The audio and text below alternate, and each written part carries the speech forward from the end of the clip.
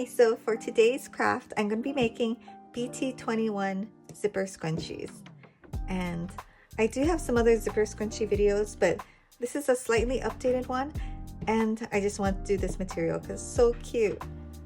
So I bought this one and this one off of Etsy, and it is so cute. Like, this one has kind of a Gucci-ish background, and this one's a Louis Vuitton inspired, but so cute and so easy. So I'll just quickly go over what you need. You're gonna need obviously a tape measure, some material. This material is almost 29 inches, and I tend to make my scrunchies like 5.5 by 28, so it's a little bit longer. And now I make them 5.5 inches wide, and I feel like it just helps hold this better.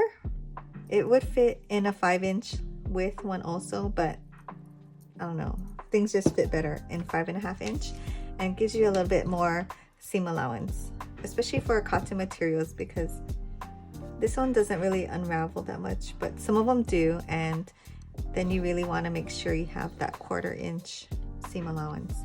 So you need your material, you need your zipper. This is an invisible zipper. I got this off of Amazon in like 100 pack from Mandala Crafts. That was a really good deal. And you need your elastic, 8 inches. And I like this brand, the Lucky Japanese color gum, that's what it's called, elastic. Couple clips, and this is a bodkin. I didn't have it last time, and now I do, and it's so good. Like, I don't know why I didn't have this before. If I can find all these things, I will link it down below. But yeah, so let's get started.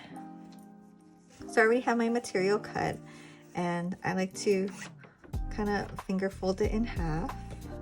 Then you're gonna open your zipper up, and for an invisible zipper, this is the right side, this is the wrong side, so it's like opposite from normal zippers.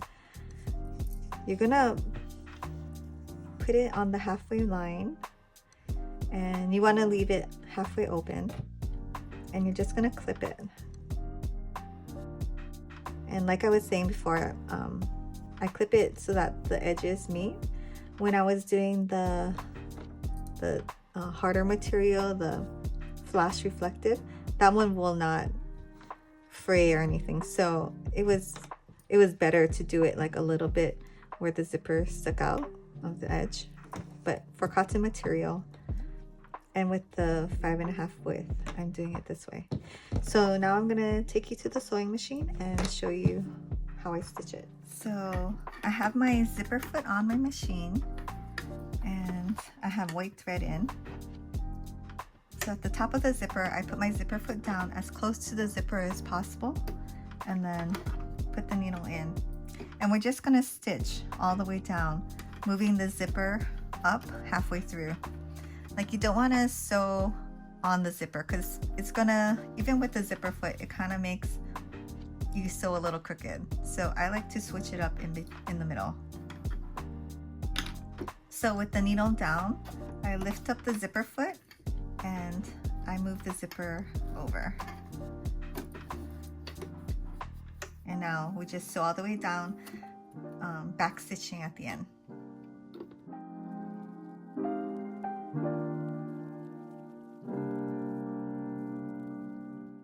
Okay, so just trim your threads. And then now we're just going to put, we're going to make it into the circle. So now we're just going to put the right sides together on the short side.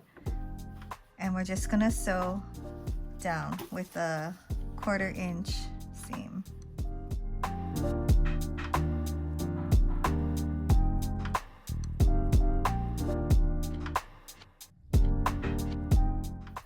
Okay, and now we're going back to the table, and I'll show you what to do next. Okay, so you turn it inside out with the zipper on the table, and you're gonna open the zipper 2/3 of the way out, because you're going to be sewing this way, and then you want to move the zipper over, and you're going to be doing it in a tube. I'll show you, but you're going to be doing it in a tube, so you want it to be, I don't know, on the open end before you sew the whole length of the zipper. Okay, so you fold it flat, then you're going to fold this side up and this side down. This is called the burrito method. This is the easiest way I found. And then you're going to fold this side up exactly in half, like you want it to really match the other side. And then you're just going to clip the other side of the zipper that's not sewn onto the right side of the material, so right sides together. And when you make a lot of like scrunchies, it's helpful to do it in like a assembly line style. So I'm doing 4 at a time because I was gonna try to put some on my Etsy shop since I'm making it anyways. But yeah, assembly line is good. Okay, so we're back at the sewing machine and we're gonna sew the zipper down. Very similar to the first side, but this one's a little bit trickier. So you put your zipper foot down at the very top, and you have to make sure that the burrito part that's inside is not in the path of the needle, otherwise it's going to be a pain. So I'm going to put the zipper foot down, back stitch, and then I'll show you what to do with the zipper. So once you get close to the zipper head, you want to leave the needle down, put your zipper foot up, then you need to reach inside and pull the zipper past the point that you sewed. So it's a little bit harder. If you sewed it all the way down, it might be a little trickier. So I like to do it at the top. Now we're just going to do the whole length and back stitch at the end.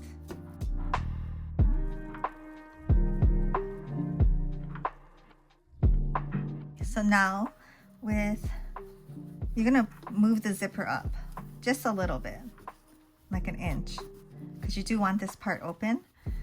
And you're gonna find the end. If you can see that plastic part where the zipper stops, you're gonna point to it, or keep like if you have a pencil, you can mark it.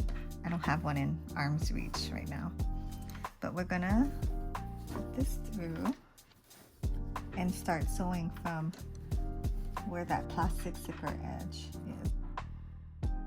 See if you can tell, the plastic zipper thing is right here. My needle is going to go down right there. And if you want, you can pull some of the material through the burrito part. Okay, so making sure the burrito is nicely tucked in, we're gonna stitch down. So we're gonna go here and kind of ease our way back up to a 1/4 inch inseam. And I like to double back stitch twice, just for secureness right there. So I kind of had to pull it so that it gets more narrow on the inseam part. And now we can just pretty much sew all the way down to the end. Okay, making sure the needle is down. Go ahead and pull more of the burrito through from the top.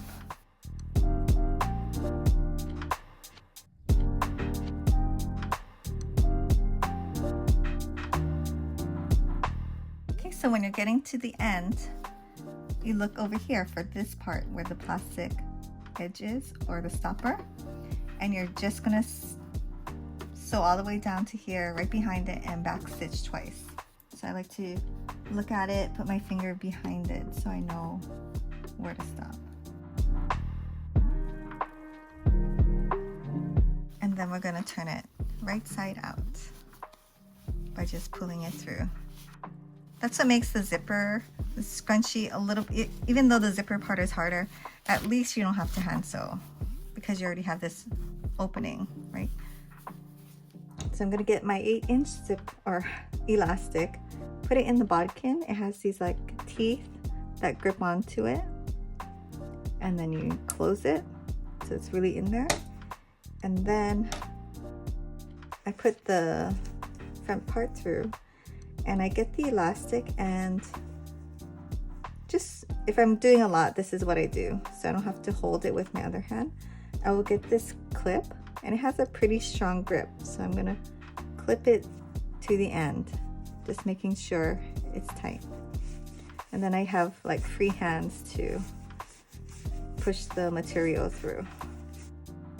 Just makes it go by faster. Okay, and then when you have this one out, you unlock it, you unclip this part, and then you tie a knot. I find tying the knot this way makes it really secure. And then you're gonna pull it super tight, and then pull it. And then if you want, you can trim the ends. These are okay, but you can trim it. And then there, you're all done. So the zipper works well. It's pretty hidden. You can't, if you didn't know it was a zipper scrunchie, you probably wouldn't know. And because I made these a little wider, the hand sanitizer fits just a little bit easier, you know. And then you can put your money, your chapstick, keys. You can really put a lot of stuff in here. But this is just what I have right now. And yeah, you can barely tell. And in your hair, I've actually worn it with a hand sanitizer, and I kind of just tucked it on the bottom, and you can't even tell. But yeah, so thanks for joining me, and I hope I'll see you next week.